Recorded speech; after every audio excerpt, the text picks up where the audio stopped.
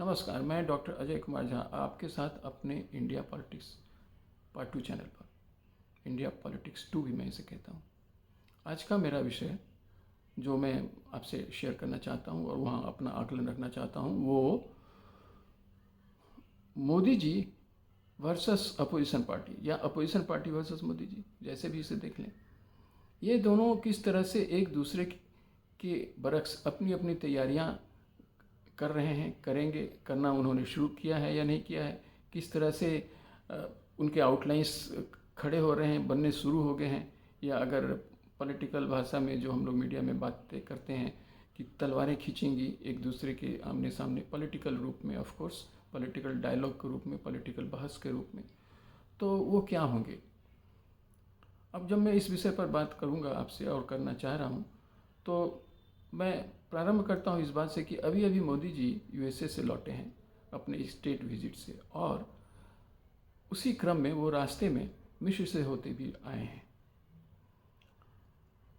अब आने के साथ ही उन्होंने ज़बरदस्त प्रहार अपोजिशन पार्टी पर किया है और देश के सामने, देश की जनता के सामने उन्होंने एक इशू भी रखा है, बहुत बड़ा इशू, बहुत इंपॉर्टेंट इशू, जिस पर संविधान में भी जिसकी चर्चा है, जिस पर सुप्रीम कोर्ट भी बातें करती रही हैं और जिस पर माननीय सुप्रीम कोर्ट और जो भाजपा के अपने एजेंडा में भी है वो यूसीसी, और इधर उसके साथ ही उन्होंने परिवारवाद की भी चर्चा कर दी है। ये दो महत्वपूर्ण विषय उन्होंने उठाए हैं जब वो अपने कार्यकर्ताओं को संबोधित कर रहे थे भोपाल में। निश्चित तौर पर प्रधानमंत्री हैं, वो कहीं से भी कुछ भी बोलेंगे तो वो नेशनल हेडलाइन बनेगा, इंटरनेशनल हेडलाइन बनेगा, और वो बन चुका है। अब उस पर बहस शुरू हो चुका है, इस पर बातें हो रही हैं और होंगी, अभी चलती रहेंगी। तो मुझे लगता है कि एक तरह से उन्होंने एक आउटलाइन का स्केच दे दिया है, वो किस तरह से आगे अपनी मुहिम को आगे चलाएंगे, वो उसका उन्होंने एक हल्का सा ग्लिम्स जरूर देश के सामने भी रखा है, अपोजिशन पार्टियों के सामने भी रखा है। तो पहला प्रहार तो उनका ही हुआ है और अब अपोजिशन खेमा उसकी तैयारी करेगी। उसने करना भी शुरू कर दिया है, उस पर बातें होने भी लगी हैं कई तरह से, और अभी तो शुरुआत ही है, आगे होंगी, लंबी बातें होंगी उस पर, लंबे समय तक, तब जब तक इलेक्शन हो नहीं जाता है बस चलती रहेगी। उसमें कुछ नए डायनामिक्स भी जुड़ेंगे, वो भी हम लोग देखेंगे। तो इसी विषय पर मैं समझता हूँ कि अभी उन्होंने एक विनिंग शॉट से शुरू किया है। विनिंग शॉट इस सेंस में कि जब वो इन बातों को कह रहे थे तो वो किस पोजीशन में आकर के कह रहे थे, जब वो यूएसए से लौटे और यूएसए में उन्होंने बड़ी बड़ी एग्रीमेंट साइन किए, उन्हें स्टेट विजिट मिला, उन्हें कांग्रेस को, वहाँ के कांग्रेस को, जहाँ वहाँ के दोनों सदन हैं, उनको उन्होंने एड्रेस किया, और क्या एड्रेस किया उसका कोई शानी नहीं है, उसके कोई एग्जाम्पल्स आपको मिलेंगे नहीं। जिस तरह से उन्होंने मंत्रमुग्ध कर दिया वहाँ के सारे लॉ मेकर्स को, वो देखने लायक और सुनने लायक है। वो लंबे समय तक उसे याद किया जाएगा। और ये भाषण उन्होंने अंग्रेज़ी में दिया, इस बात को भी ध्यान में रखना है। उन पर ये चार्ज लगते रहे हैं, उन पर अपोजिशन खेमा कहता रहा है कि वो पढ़े लिखे भी नहीं हैं, उनके पास डिग्री नहीं है और अंग्रेज़ी क्या बोल सकते हैं। तो वो उन्होंने जो वहाँ स्पीच दिया है, पर सवाल अंग्रेज़ी बोलने का नहीं था, सवाल कंटेंट का था, सवाल बातों को रखने का था, और किस तरह से उन्होंने रैपो बनाया, जो वो जिसके लिए वो जाने जाते हैं, जो जिनसे बात करते हैं वो उस तरह से वहाँ किस तरह से अपना रैपो बनाते हैं, एकदम मंत्रमुग्ध कर देते हैं, ये उन्होंने दिखाया। तो और वहाँ से लौटने के बाद मिस्र होते हुए लौटे। मिस्र एक मुस्लिम कंट्री है, अरब कंट्री का वो फाउंडर मेंबर्स है, अरब जो संगठन है उसके उसका वो फाउंडर मेंबर रहा है, और आज भी वो एक मुस्लिम कंट्री के रूप में तो है ही, उसकी एक ज़बरदस्त पहचान है। और ये पहले भी था, लेकिन उसकी अपने कुछ डायनामिक्स थे मिस्र के, और जो भारत से काफ़ी सिमिलर रहे हैं। उसने भी कई ऐसे शासकों के अंदर उसे भी रहना पड़ा, और बाद में अंग्रेज़ों के अंदर भी उन्हें रहना पड़ा, ठीक उसी तरह जैसे भारत में भारत के लोगों को और भारत देश को रहना पड़ा। लेकिन जब से मॉडर्न इजिप्ट की बात अगर हम करते हैं 1953 से, जब वहाँ पहला प्रेसिडेंट आए अब्दुल नसीर साहब, तो तब से लेकर के अब तक भारत के संबंध उस समय भी एक दूसरे के साथ काफ़ी प्रगाढ़ रहे। लेकिन उस बावजूद इसके पिछले 2 दशक के ऊपर समय से वहाँ भारत का कोई प्रधानमंत्री नहीं गया था। वहाँ टॉप ऑनर मिला, जो वहाँ के इजिप्ट का जो टॉप ऑनर है उन्हें वहाँ के प्रेसिडेंट ने अल सीसी साहब ने दिया मोदी जी को। अब इस बैकग्राउंड के साथ वो यहाँ पर अपने मतदाता अपने जो कार्यकर्ताओं को एड्रेस कर रहे थे, तो वो क्या कहना चाह रहे थे? इंटरनेशनल पॉलिटी भारत की राजनीति को कितना प्रभावित करने लगी है, ये मोदी जी ने दिखला दिया है। आज तक ऐसा कभी नहीं हुआ। आज़ादी के समय से आज तक 2014 तक जब मोदी जी आए, उसके पहले तक अंतर्राष्ट्रीय पॉलिटिक्स और रिलेशनशिप्स भारत की राजनीति का हिस्सा रहे ही नहीं। भारतीय इंटरनल पॉलिटिक्स के और भारतीय इलेक्शंस के डिबेट के हिस्सा रहे ही नहीं। लेकिन यह उन्होंने ला करके खड़ा किया।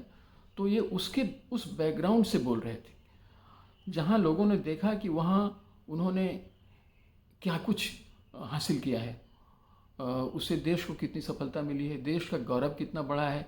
मुस्लिम समुदाय के बीच जो उन्होंने वो मस्जिद में वहाँ गए, वहाँ के सबसे बड़े मस्जिद में गए, वहाँ लोग कहते हैं कि वो इसे पसंद नहीं करते हैं, लेकिन उन्होंने उसे भी बताया कि आप देखिए कि जो आप हम पर चार्ज लगाते हैं वो कितना इनवैलिड है, उस तरह से यह भी उन्होंने दिखाया। तो जब वो अपने कार्यकर्ताओं को संबोधित कर रहे थे और वहाँ जब उन्होंने इस क्रम में पसमानदा समाज की बातें की और उनकी जो स्थिति है जितनी कमज़ोर है उसे ठीक करने की बात की, उसके बीच आउटरीच बढ़ाने की बात की, अपने कार्यकर्ताओं को उन्होंने सलाह दिया और किस तरह से वो जाएं, किस तरह से कन्विंस करें और किस तरह से ये बताएं कि जो यूसीसी आने वाला है वो मूलतः उनके लिए ज़्यादा फ़ायदेमंद है बजाय किसी और सेक्शन के। और इसे उन्होंने काफ़ी एग्जाम्पल्स के साथ भी बताया, कई तरीक़ों से बताया। तो उन्होंने जो एजेंडा सेट किया, 2 बातों का जो मैंने कहा, एक यूसीसी का और दूसरा परिवारवाद का, वो ये ब्रॉडर आउटलाइन उन्होंने फिक्स कर दिया और उसके तहत इन बातों को उन्होंने रखा। वो पसमानदा समाज की भी बातें की और पसमानदा समाज की बातें क्यों की कि उसकी स्थिति इतनी दुर्दशा में क्यों चल रही है और अगर चल रही है तो उसे हमें ठीक करना है, क्योंकि हम लोगों को सबको साथ चलना है और उनके बीच जाना है। अब ऐसे में अपोजिशन पार्टी के पास एक बड़ा सवाल है कि वो कैसे उन्हें काउंटर करेगा। उसके लिए स्ट्रेटेजीज ज़रूर बनेंगी, लोगों ने बनाना शुरू भी कर दिया होगा, लेकिन अभी उस पर बयानबाजियाँ भी शुरू हो गई हैं। ओवैसी साहब के भी अभी बयान आ रहे हैं, कुछ और लोगों के भी बयान आने शुरू हो गए हैं। और अभी ही देखिए, अभी ही केजरीवाल साहब की जो पार्टी है वो यूसीसी के समर्थन में उसके इंडिकेशंस आने शुरू हो गए हैं। कुछ और पार्टियां भी हो सकता है आ जाएं। अब ऐसे में अपोजिशन पार्टी की एकता का सवाल तो अपनी जगह पर धरा का धरा ही रह जाएगा जैसा लगता है, परंतु न भी रहे, क्योंकि फाइट तो खैर होना ही है, फाइट होगी। लेकिन आपस में जिस तरह से चीज़ें आपस के जो कंट्राडिक्शंस हैं वो उभरने शुरू हो गए हैं, वो मोदी जी ने वो तो सेट किया, लेकिन अब अपोजिशन को सेट करना है। अपोजिशन कैसे इस पर प्रहार करता है, वो अपोजिशन का जो मूल प्रेमाइस है वो तो हमें और आपको पता है, महंगाई, बेरोज़गारी और सेकुलरिज्म। अब इस पर बातें होंगी, लंबी लंबी बातें होंगी और ये हम लोग देखेंगे कि इसमें कौन आगे बढ़ता है और कौन पीछे रह जाता है, किसके लॉजिक लोगों के गले उतरते हैं और किसके लॉजिक नहीं उतर पाते हैं। अब ऐसे में हम लोगों को इंतज़ार करना पड़ेगा उस समय का जब ये चीज़ें और आगे बढ़ेंगी। परंतु पहली बाजी तो मोदी जी ने अपने हिस्से कर ली है। अब दूसरी बाजी हम उस बात का इंतज़ार करेंगे कि क्या और कितना आगे अपोजिशन पार्टियां ले जा पाती हैं। अभी वो उनकी बैठक भी हुई है आपसी एकता को लेकर के, वो शिमला में मिलने वाले हैं जुलाई महीने में ही, और उसके पहले ही उनके आपसी कंट्राडिक्शंस सामने आने शुरू हो गए हैं। ये कांग्रेस और केजरीवाल जी की पार्टी आप आपस में बिल्कुल तू मैं पर तो आ ही चुकी है। वो एक दूसरे के विरुद्ध खड़े हो चुके हैं। उधर तृणमूल कांग्रेस और कांग्रेस भी किस तरह से एक दूसरे पर हावी हो रहे हैं, वो पटना बैठक के बाद वो चीज़ें भी उभर रही हैं। अभी और भी कई चीज़ें उभरेंगी। अभी शरद पवार जी की पार्टी है, वो क्या स्टैंड लेती है, जनता दल यू है, राजद है, चाहे और भी जो डीएमके है, वो सब क्या रुख लेती हैं, उनके क्या रिएक्शंस आते हैं। और भी जारी अपोजिशन पार्टियां, अभी हम लोगों ने देखा था वहीं पर कि जब येचुरी साहब बोलना शुरू किए थे तो उसी समय ममता जी निकल गई थी। तो इनके इनर कंट्राडिक्शंस भी दिख रहे हैं। लेकिन अब मोदी जी ने जो पहला शॉट मारा है, अब उसके बचाव में और अब आगे कैसे ये तैयारी करते हैं, किस तरह से राहुल जी सामने आते हैं, किस तरह से प्रियंका जी आती हैं, किस तरह से दूसरे लीडरान आते हैं, किस तरह से बाकी अपोजिशन जो कद्दावर नेता हैं दूसरी पार्टियों की, वो किस तरह से सामने आते हैं, वो सब हमें देखना होगा। पर आज का निष्कर्ष यही है कि पहला शॉट मोदी जी ने एकदम ज़बरदस्त रूप से मारा है।